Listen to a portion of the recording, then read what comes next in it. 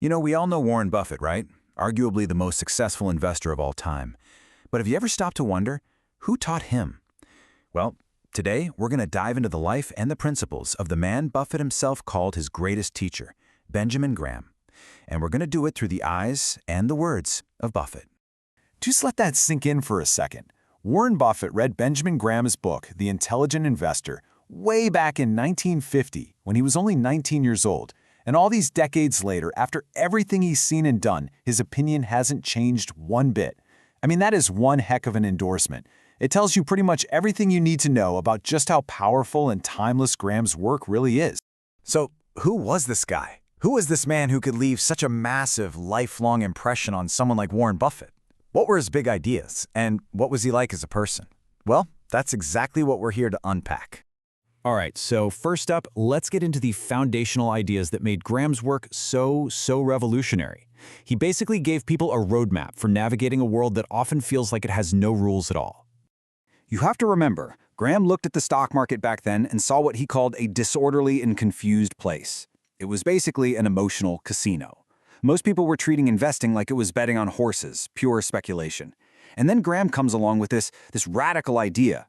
What if you treated it like a business? A logical, disciplined business. He saw all that chaos not as a threat, but as a huge opportunity for anyone who could just keep a clear head. So to really get Graham's philosophy, you have to see how he split the world in two. On one side, you've got your market participant. This is the person who gets totally swept up in the hype, the fear, the fads of the moment. But on the other side, you have the business-like investor. This person doesn't join in on the madness. They actually profit from it. And the only thing separating them? Having a solid framework. Okay, so what is this magic framework? Well, Graham boiled it all down to two simple pillars. Number one, you need a sound intellectual framework for making decisions. Simple enough. But number two is just as important, and this is the key. You need the emotional discipline to actually stick to your framework when everyone else is freaking out. And notice what's not on that list? A genius-level IQ. You don't need to be a rocket scientist. And this quote from Buffett just nails it.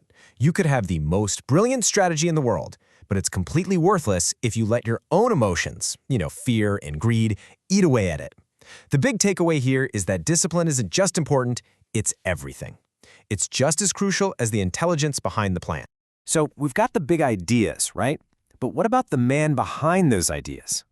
Buffett makes it really clear that to truly understand Graham's principles, you first have to understand the man himself, his character, and his incredible mind. I just love this. This was Graham's personal philosophy for every single day. He wasn't some cold, calculating numbers guy. His daily goal was to do something foolish, something creative, and something generous. This just shows you a person of incredible depth, a little bit of whimsy, and a whole lot of kindness. Let's break that down. Something foolish. Now, according to Buffett, this was absolutely essential because it gave Graham this real sense of humility. It meant that even though his ideas were world-changing, he never sounded preachy or like he was talking down to you. He delivered these profound lessons gently, which made them so much easier to take in. Next up, something creative. And wow, is that an understatement? Graham literally founded the entire discipline of security analysis. He brought logic and structure to a field that was basically the Wild West. And here's the proof of his genius. His core ideas are still rock solid today, decades later, having survived all sorts of financial storms that just crushed other theories. And finally, something generous. Buffett said that on this front, Graham was just in a league of his own. As a teacher, as a boss, as a friend, he just gave. He gave his time, his ideas, his spirit, and he never, ever kept score. An absolutely open-ended generosity. I mean, how many people do you know like that? And if all that character wasn't enough, the guy's mind was just staggering. Get this, Buffett, a certified genius himself, said he'd never met anyone with a mind that had the same scope as Graham's. He had almost perfect recall, was endlessly curious, and could take an idea from one field and apply it to a totally different problem. Just a true force of nature. So how in the world do you sum up a man like that? A person of such deep character and just off-the-charts intellect?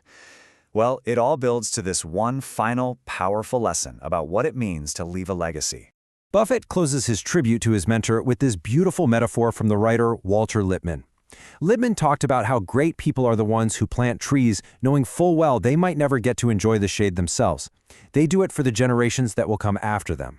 And there it is, the ultimate tribute. Simple, powerful, perfect. Ben Graham was such a man. He planted these incredible trees of financial sanity, of intellectual honesty, of generosity, and for generations now, investors like Warren Buffett and countless others have been sitting in their shade.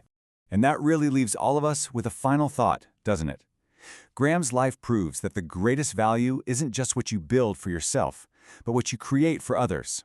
So the question his incredible legacy poses to all of us is pretty simple.